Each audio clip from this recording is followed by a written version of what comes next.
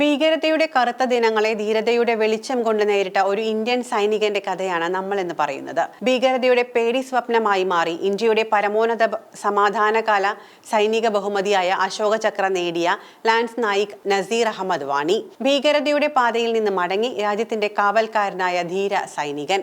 ജമ്മു കാശ്മീരിൽ നിന്ന് അശോക ചക്ര നേടുന്ന ആദ്യ വ്യക്തിയായി ലാൻസ് നായിക് നസീർ അഹമ്മദ് വാണി. ഷോപ്പിയാൻ ഏറ്റുമുട്ടലിൽ വീരമൃത്യു വരിച്ച അദ്ദേഹം ഭീകരവിരുദ്ധ പോരാട്ടങ്ങളിൽ കാണിച്ച അസാമാന്യ ധീരതയ്ക്ക് രാജ്യം നൽകിയ ആദരമാണ് ആ പരമോന്നത ബഹുമതി. വാണി കൊച്ചുകുട്ടിയായിരിക്കെ തന്നെ പ്രതിമാസ ശമ്പളത്തിന് കാശ്മീർ പരവതാനികൾ നെയ്തു തുടങ്ങി. 1990കളിൽ കലാപം പൊട്ടിപ്പുറപ്പെട്ടപ്പോൾ അത് അവരുടെ ജോലിയെ ബാധിച്ചു.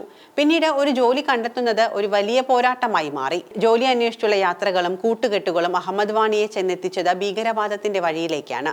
അങ്ങനെ കൗമാരത്തിൽ വഴിതെറ്റി ഭീകരവാദത്തിന്റെ പാതയിലേക്ക് പോയ നസീർ പക്ഷേ അവിടെ കണ്ടത് രക്തചൊരിച്ചിൽ മാത്രമാണ്. തീവ്രവാദം കൊണ്ട് മരിച്ചു വീഴുന്നത് നിരപരാധികൾ മാത്രമാണ് എന്ന തിരിച്ചറിവ് നസീറിന് അവിടെ നിന്നും ലഭിച്ചു. ദൈനംദിന ജീവിതം തള്ളി നീക്കാൻ പാടുപെടുന്ന പാവം മനുഷ്യരെ കൊന്നുകൊണ്ടാണ് ഇന്ത്യയോട് വില പേശുന്നത്. ഇതിനോട് നസീറിന് മാനസികമായി എതിർപ്പുണ്ടായി. പുറത്തു പറയാൻ തോന്നിയില്ല എങ്കിലും ഇത് ഉള്ളിൽ സംഘർഷം നിറഞ്ഞുകൊണ്ടേയിരുന്നു. നന്മയും തിന്മയും തമ്മിലുള്ള പോരാട്ടമായിരുന്നു അവിടെ നടന്നത്. ഒടുവിൽ നന്മ വിജയിച്ചു.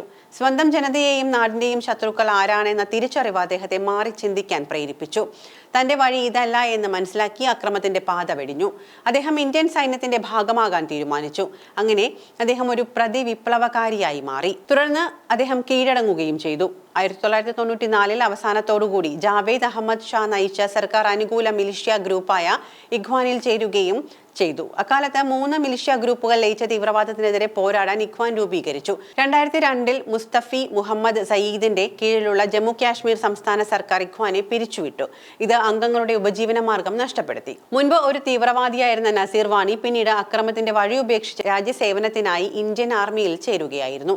2004 ടെറിട്ടോറിയൽ ആർമിയിലെ 162 battalion Jammu and Kashmir light infantry റെജിമെന്റിന്റെ ഭാഗമായ അദ്ദേഹം ഒരു കൗണ്ടർ ഇൻസർജന്റ് എന്ന നിലയിൽ നിരവധി ഓപ്പറേഷനുകളിൽ നിർണായക പങ്കുവഹിച്ചു. കാശ്മീർ താഴ്വരയിൽ പ്രവർത്തിക്കുന്ന തീവ്രവാദികൾക്കെതിരായ 17 പ്രധാന ഓപ്പറേഷനുകളിൽ പങ്കെടുക്കുകയും 30-ലധികം പാകിസ്ഥാൻ തീവ്രവാദികളെ കൊല്ലുകയും ചെയ്തു. ധീരതയ്ക്കുള്ള സേനാ മെഡൽ 2 തവണ അദ്ദേഹത്തെ തേടിയെത്തി. ഭീകരതയ്ക്കെതിരായ ധീരമായ പോരാട്ടങ്ങൾക്ക് 2007-ലും 2018-ലും അദ്ദേഹത്തിന് സേനാ മെഡൽ ലഭിച്ചു. 2018 നവംബർ 25-നാണ് അദ്ദേഹം രാജ്യത്തിനു വേണ്ടി ജീവൻ ബലിയർപ്പിച്ചത്. കാശ്മീരിലെ ഷോപ്പിയാൻ ജില്ലയിലെ ബഡഗുണ്ടിൽ 6 ഭീകരരുമായി കടുത്ത ഏറ്റുമുട്ടലിൽ ലാൻസ് നായിക് വാണിക്ക് ഗുരുതരമായി പരിക്കേൽക്കുകയായിരുന്നു. മരണത്തിന് കീഴടങ്ങുന്നതിന് മുൻപ് ലഷ്കർ ഇ തോയിബയിലെ ജില്ലാ കമാൻഡർ ഉൾപ്പെടെയുള്ളവർ 2 ഭീകരരെ വധിക്കാൻ അദ്ദേഹത്തിന് സാധിക്കുകയും ചെയ്തു. അപ്പോഴും അദ്ദേഹം വിളിച്ചു പറഞ്ഞത് ഭാരത് മാതാ കി ജയ്, ജയ് ഹിന്ദ് എന്നാണ്. സൈന്യത്തിൽ അദ്ദേഹം പ്രകടിപ്പിച്ച ധീരതയും ത്യാഗവും കണക്കിലെടുത്ത് 2019 റിപ്പബ്ലിക് ദിനത്തിൽ അദ്ദേഹത്തിന് മരണാനന്തരം അശോക ചക്ര നൽകി ആദരിച്ചു. കാശ്മീരിലെ കുൽഗ്രാം സ്വദേശിയായ നസീർ അഹമ്മദ് വാണിയുടെ ഭാര്യയും 2 മക്കളുമാണ് ഈ ബഹുമതി ഏറ്റുവാങ്ങിയത്. ഭീകരതയുടെ പാതയിൽ നിന്ന് മടങ്ങി വന്ന് രാജ്യത്തിനു വേണ്ടി ജീവൻ നൽകിയ ലാൻസ് നായിക് നസീർ അഹമ്മദ് വാണി ഇന്ന് ഓരോ ഇന്ത്യക്കാരനും അഭിമാനമാണ്. ആ ധീരന്റെ ഓർമ്മയ്ക്ക് മുന്നിൽ പ്രണാമം അർപ്പിക്കുന്നു.